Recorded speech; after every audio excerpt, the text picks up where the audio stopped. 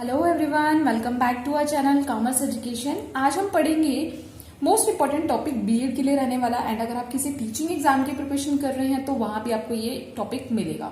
इसमें से यहाँ से 1 से 2 क्वेश्चन पुट किए जाते हैं। आज समझेंगे एनसीएफ 2005 क्या होता है। तो फ्रेंड्स, वीडियो स्टार्ट करने से पहले मैं आपसे रिक्वेस्ट करूंगी कि अगर आपने मेरे चैनल को सब्सक्राइब नहीं किया तो चैनल को जरूर सब्सक्राइब कर दें, बेल आइकन दबा दें ताकि आप सबको सबसे पहले वीडियो का फायदा उठा सकें। तो फ्रेंड्स, स्टार्ट करते हैं आज का टॉपिक एनसीएफ। मेरी कोशिश रहने वाली है कि मैं एक छोटी सी वीडियो के अंदर मैं पूरा कंसेप्ट क्लियर कर दूं। मींस इसी पेज के अंदर मैं आपको पूरा का पूरा कंसेप्ट के बारे में बताने वाली हूँ। तो बने रहिए मेरी वीडियो के साथ। स्टार्ट करते हैं फ्रेंड्स। एनसीएफ कब लाया गया था? 2005 में लाया गया था। कौन लेकर आया था? एनसीईआरटी के अंदर आया था। मतलब कि एनसीईआरटी जो हमारी ऑटोनोमस बॉडी है, national council for educational research and training, इसके द्वारा लाया गया था 1961 में जो एनसीईआरटी लाया गया था। एंड एनसीएफ 2005 में लाया गया था। बट अगर हम बात करें जो एनसीएफ 2005 में आया था, तो आने से पहले कुछ ना कुछ इसके बारे में सोचा गया। तो इसके लिए एक मीटिंग बिठाई गई थी। तो मीटिंग में क्या हुआ था? 2004 के अंदर एक मीटिंग रखी गई थी एंड 2004 में एक कमेटी बनाई गई थी इस मीटिंग के अंदर। तो उस कमेटी का नाम है national steering committee. National steering committee. ये क्वेश्चन पुट किया जाता है, एस्टेट के अंदर आपसे क्वेश्चन पूछा जाएगा। अब उसके बाद बात आती है कि जो हम एनसीएफ पढ़ रहे हैं वो क्यों पढ़ रहे हैं, इसका मेन पर्पस क्या है। तो हम इसके अंदर क्या क्या चीजें पढ़ेंगे कि हमें किस तरीके से एजुकेशन देनी चाहिए, ठीक है, और टीचर के क्या क्या रोल होते हैं, टीचर को कैसे एजुकेशन प्रोवाइड करनी चाहिए। तो ये सारी चीजें हम इसके अंदर पढ़ने वाले हैं।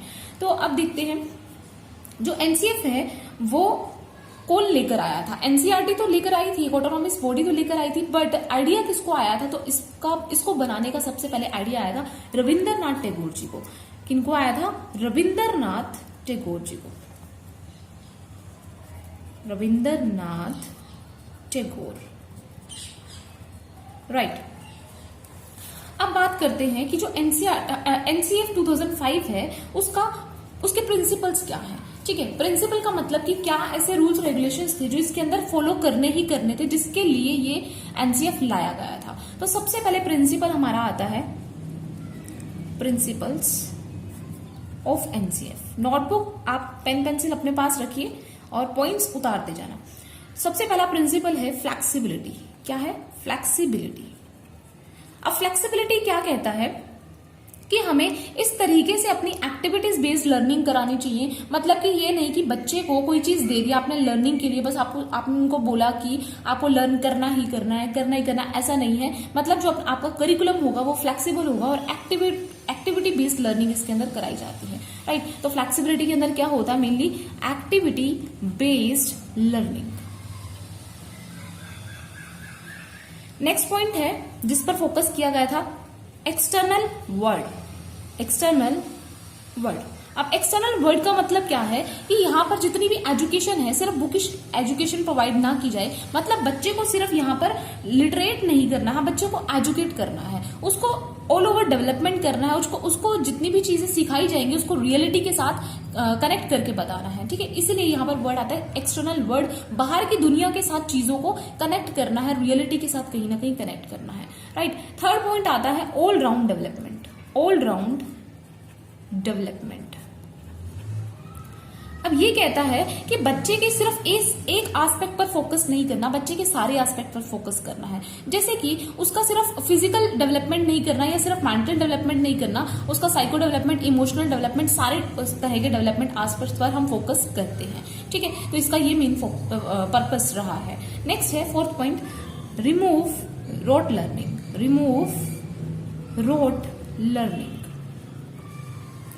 इसमें एक और बात पर फोकस किया गया था कि जो रटना है, रटन प्रणाली है, उसको खत्म किया जाए। मतलब बच्चे को एजुकेशन प्रोवाइड की जाए, सही तरीके से चीजों को समझाया जाए। मींस कि हमारे पास देखिए 3 तरह की मेमोरीज होती हैं। मतलब जो लर्निंग होती है वो 3 तरह की मेमोरी पर होती है। एक मेमोरी लर्निंग होती है, एक अंडरस्टैंडिंग लर्निंग होती है, रिफ्लेक्टिव लर्निंग होती है। लिख देते हैं। एक होती है memory learning, second one is understanding learning and third one is reflective learning. अब बात आती है कि मेमोरी लर्निंग क्या होता है? जब हम चीजों को सिर्फ सिर्फ रटते हैं, अंडरस्टैंडिंग पे हम चीजों को समझते हैं। तो यहाँ पर सिर्फ मेमोरी लर्निंग नहीं करवाई जाएगी बच्चे को अंडरस्टैंडिंग लर्निंग कराई जाएगी कि बच्चों को हर एक चीज समझाया जाएगा। इसलिए रोट लर्निंग को रिमूव करने के ऊपर फोकस किया गया था। नेक्स्ट है डेमोक्रेटिक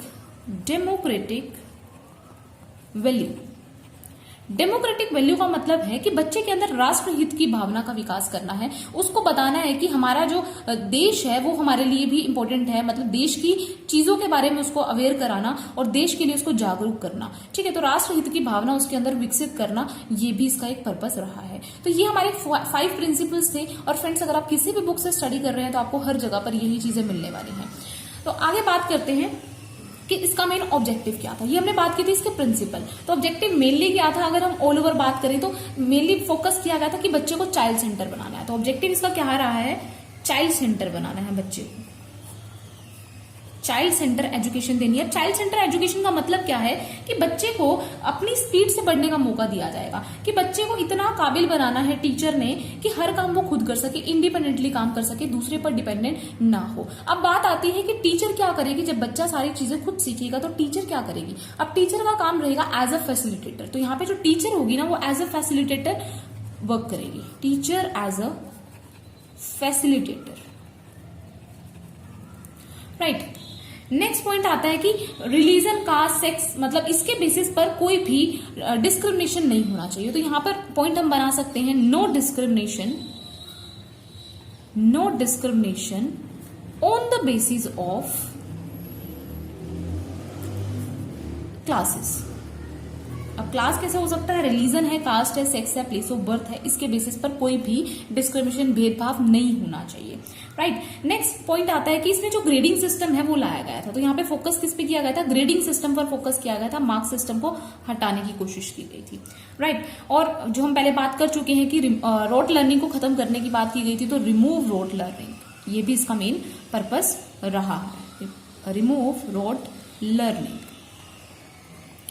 ठीक है फ्रेंड्स, आई होप यहां तक आपको समझ में आ चुका होगा। अब आगे बात करते हैं कि इसकी क्या क्या इंपोर्टेंस है, एनसीएफ की क्या क्या इंपोर्टेंस है। तो इंपोर्टेंस की जब हम बात करते हैं तो मतलब विशेषताएं क्या क्या रही हैं, इसके अंदर किस किन चीजों के ऊपर बात की गई थी, इनके अलावा और भी बहुत सारे रूल्स रेगुलेशंस बनाए गए थे। हम अब वो चीजें पढ़ेंगे कि क्या क्या इसकी इंपोर्टेंस रही है, किस पर फोकस किया गया था।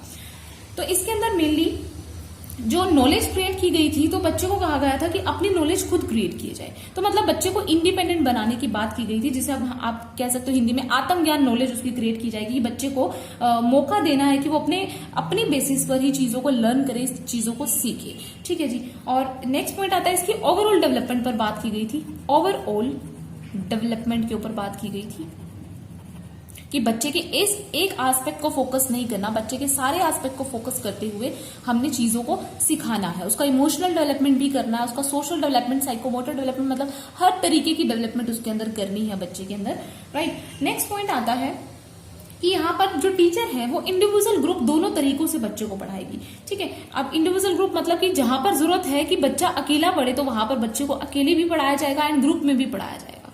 ठीक है, ये फैसिलिटी भी उसको प्रोवाइड की जाएगी।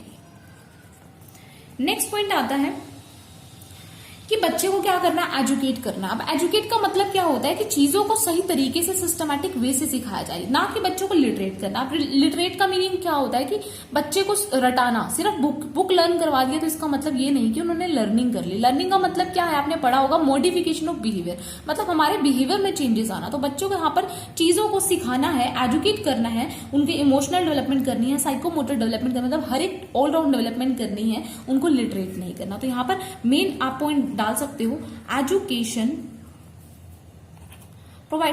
To provide education, right. Next point है कि बच्चे के अंदर जो क्वालिटीज हैं उसको डेवलप करना। आप देखेंगे कि क्लास में कई बच्चे ऐसे होते हैं जिनके अंदर बहुत अच्छा खासा माइंड होता है, बट फिर भी वो अच्छे परफॉर्म नहीं कर पाते क्लास में। तो दिक्कत कहाँ आ रही होती है, क्योंकि बच्चे के ऊपर फोकस नहीं किया जाता। टीचर्स क्या करती हैं, जो बच्चा इंटेलिजेंट है, ठीक है, उसको ज्यादा फोकस करती है, और जिस बच्चे को थोड़ा कम आता है बट वो और भी अच्छा कर सकता है, पर उस पर फोकस नहीं किया जाता। क्योंकि अब देखिए, आप एग्जाम्पल के थ्रू समझते हैं कि अगर मान लो कि कोई बच्चा है, उसको डांस बहुत अच्छा आता है, ठीक है, ठीक है, 2 गर्ल्स हैं, उसको दोनों, एक को डांस बहुत ज्यादा अच्छा आता है, वो डांस करती है, हर फंक्शन में पार्टिसिपेट करती है, बट जो दूसरी गर्ल है उसको डांस आता है, बट अगर उसको और सिखाया जाए तो वो और अच्छे से कर सकती है। ठीक है, तो अब एनसीएफ के अंदर फोकस किया गया था कि जो उसके अंदर जो छिपी हुई क्वालिटीज हैं, इनर एबिलिटीज हैं उसकी, उसको बाहर निकाला जाए ताकि वो और भी अच्छी तरीके से, मतलब एक तरीके से निखार लाया जाए, उनकी चीजों में पॉलिश किया जाए चीजों को। तो यहाँ पर बात की गई थी उनकी क्वालिटीज को डेवलप करना है, मतलब उसकी छुपी हुई इनर एबिलिटीज को निकालना है, क्वालिटीज डेवलपमेंट करनी है, राइट। नेक्स्ट पॉइंट है कि उनको साइंस, आर्ट, कल्चर सभी को बढ़ावा देना है। जैसे कि हम देखते हैं स्कूल में कोई फंक्शन होता है तो वहां पे स्कूल में आप देखेंगे कि ये सब जो आजकल सॉन्ग्स वगैरह चलते हैं इन पर फोकस ना करके कल्चर एक्टिविटीज पर फोकस किया जाता है, हमारे कल्चर के साथ कहीं ना कहीं हमको जोड़ा जाता है। तो ये करने का मेन पर्पस क्या था, क्योंकि एनसीएफ में ये चीजें बताई गई थी कि हमारी मेन फोकस किस पर होना चाहिए, कल्चर एक्टिविटीज पर होना चाहिए। सो नेक्स्ट पॉइंट आता है कल्चर एक्टिविटीज, क्योंकि इस पर फोकस किस पे किया जा रहा है, कल्चर पर किया जा रहा है, आर्ट, कल्चर, साइंस, इस पर फोकस किया जा रहा है। नेक्स्ट पॉइंट आता है जितने भी क्लास डिफरेंसेस हैं उनको खत्म करना। अब क्लास डिफरेंस मतलब क्या है, कोई रिच है, कोई पुअर है, कोई बिलो पॉवर्टी लाइन है, तो इन चीजों को खत्म करने के ऊपर बात की गई थी। तो सेक्स, रेस या कास्ट के बेसिस पर जितने भी डिफरेंसेस क्रिएट किए जाते हैं इनको खत्म करने की बात की गई थी, राइट। नेक्स्ट पॉइंट आता है कि जो स्कूल का एनवायरनमेंट होना चाहिए वो एनवायरनमेंट हेल्दी होना चाहिए। तो यहां पर बात आती है हेल्दी एनवायरनमेंट, कि बच्चा जब हेल्दी एनवायरनमेंट में रहेगा तो वो बहुत सारी चीजें सीखेगा, ऑब्वियस है। और यहाँ पर बात की गई थी कि जो ड्राइविंग सीट है एक तरीके से, वहां पर टीचर ना हो, वहां पर क्या हो, बच्चा हो, मतलब जो सब चीजें सीख रहा है वो बच्चा अपने बेसिस पर सीखेगा, टीचर उनकी हेल्प करेगी but as a facilitator work करेगी। पहले उनको मौका दिया जाएगा बच्चे को कि बच्चा अपने बेसिस पर चीजों को सीखे और धीरे धीरे सीखे। उन पर यह फोकस नहीं किया जाएगा कि आपको ये काम आज ही करना है, उनको बोला जाएगा कि आप कोई बात नहीं 2 दिन 4 दिन लीजिए पर इन चीजों को खुद से सीखने की कोशिश करिए, ठीक है। बट कहीं प्रॉब्लम आएगी तो टीचर एज अ फैसिलिटेटर वहां पर काम करेगी। तो नेक्स्ट पॉइंट आता है कि यहाँ पर जो हेल्दी एनवायरनमेंट प्रोवाइड किया जाना चाहिए, राइट। नेक्स्ट है स्ट्रेस फ्री एजुकेशन प्रोवाइड करना चाहिए, स्ट्रेस फ्री एजुकेशन। अब स्ट्रेस फ्री एजुकेशन का मतलब क्या है कि बच्चे को इस तरीके से एजुकेशन देनी है कि बच्चे के ऊपर स्ट्रेस ना हो, कि मतलब ज्यादा प्रेशर ना डाला जाए बच्चों के ऊपर, उनको बिल्कुल एक कूल माइंड से स्टडी कराई जाए, राइट। नेक्स्ट पॉइंट आता है कि हमारे अंदर राष्ट्रीयता की भावना को विकसित करना, मतलब कि जिसको हमने पहले बोला था डेमोक्रेटिक वैल्यू के ऊपर फोकस किया गया था, डेमोक्रेटिक वैल्यू के ऊपर फोकस किया गया था। हमें अपने राष्ट्र के बारे में पता होना चाहिए, राष्ट्र की जितनी इंपॉर्टेंस है, क्यों हमारे लिए जरूरी है, ये भी हर बच्चे को पता होना चाहिए, राइट। नेक्स्ट पॉइंट आता है कि बच्चे को जो भी एजुकेशन दी जाएगी वो किस में दी जानी चाहिए, मदर टंग में देनी चाहिए स्टार्टिंग में। अगर उसकी लैंग्वेज मदर टंग है तो उसको मदर टंग एजुकेशन ही प्रोवाइड की जाए, ठीक है। ये नहीं कि अगर उसकी मदर टंग है हिंदी तो आप एजुकेशन दे रहे हैं इंग्लिश में, तो वो उसके समझ से बाहर होंगी चीजें। तो इसलिए उनको जो भी उनकी मदर टंग होगी उसमें एजुकेशन प्रोवाइड की जाए, राइट। नेक्स्ट पॉइंट आता है कि जो हमारी थॉट्स हैं उसमें भी मैथमेटिक्स को लाया जाए, मतलब कि हमारी जो बुक्स हैं उनको रियलिटी के साथ जोड़ा जाए। अब बुक्स को रियलिटी के साथ जोड़ने का मतलब क्या है कि बच्चे को जो चीजें भी सिखाई जा रही हैं तो उनको कहीं ना कहीं रियलिटी से कनेक्ट किया जाए। कि जैसे कि हम बात करते हैं साइंस में कई चीजों की, तो साइंस में सिर्फ एक इमेजिनरी वर्ड में हमको चीजें ना सिखाई जाए, हमें रियलिटी के साथ जोड़ा जाए कि हाँ इस तरीके से सन होता है, इस तरीके से हमारा जो भी सिस्टम है वर्क करता है, सोलर सिस्टम काम करता है, ये सारी चीजें उनको रियलिटी से कहीं ना कहीं जोड़ा जाए with the help of projector, models, इसकी हेल्प से, ठीक है जी। तो यहाँ पर पॉइंट आता है नेक्स्ट कि यहाँ पर रियलिटी के साथ जोड़ा जाएगा, that is reality, right.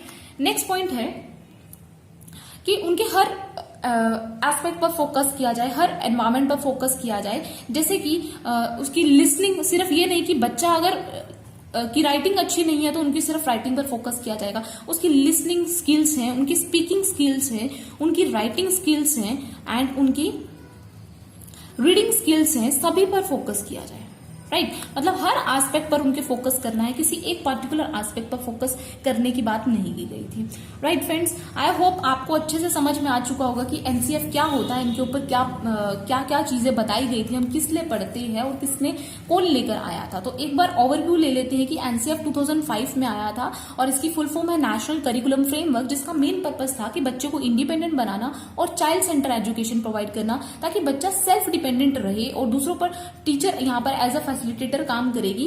And इसका मेन फोकस और क्या था कि जितनी भी रोट लर्निंग है, रतंट प्रणाली है, उसको खत्म किया जाए। एंड जितने भी इंडिफरेंसेस किए जाते हैं on the basis of caste, sex and religion के बेसिस पर, उन क्लास डिफरेंस को खत्म किया जाए।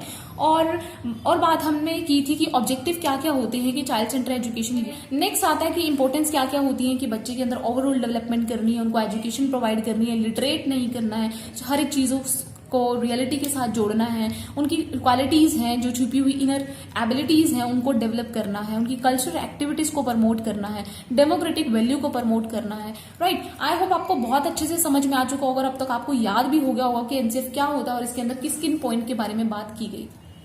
सो फ्रेंड्स, अगर आप इसे उतारना चाहते हैं तो आप उतार सकते हैं। सो फ्रेंड्स, अगर आपको मेरी वीडियो पसंद आई हो तो वीडियो को लाइक जरूर करें और अपने फ्रेंड्स के साथ ज्यादा से ज्यादा शेयर करें। Thank you so much friends.